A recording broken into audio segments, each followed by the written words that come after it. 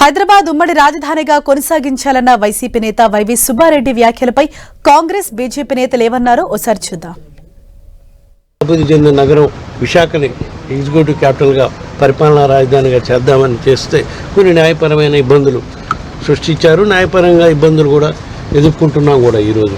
So అవన్నీ అధిగమించిన దాకా combined రాజధానిగా హైదరాబాద్ను కంటిన్యూ చేయాలని మా ఆలోచన. దీనిపై మా పార్టీ అధ్యక్షుడితో పార్టీ నాయకులతో చర్చించుకొని ఎలక్షన్లు అయిపోయినాక దీనిపై ఒక వివరణ కూడా ఇవ్వటం జరుగుతుంది.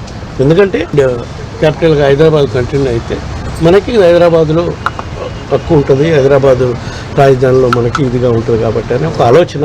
దానిపై ఎవరిని మోసం చేయాలని చూస్తాం. ఇప్పుడు కొత్తగా నాటకానికి ఇన్ని రోజులు నిద్రపోతున్నారు. 5 సంవత్సరాల నుంచి పరిపాలనా రాజధాని విశాఖపట్నం చేశారు. ఒక్క భవనాన్ని నిర్మించారు. విలాసవంతమైన ఒక గెస్ట్ హౌస్ నిర్మించడం తప్పిస్తే ఒక్కటన్నా అభివృద్ధి కార్యక్రమం ఆ ప్రాంతంలో చేశారా?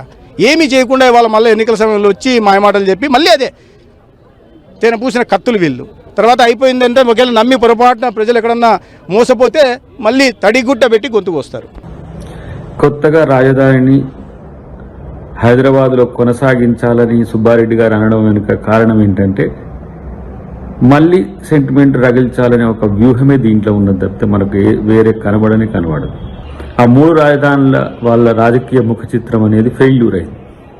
అందుకని ఇప్పుడు ఈ కొత్త డ్రామాకు తెరలేపిండని నా యొక్క అంచనా.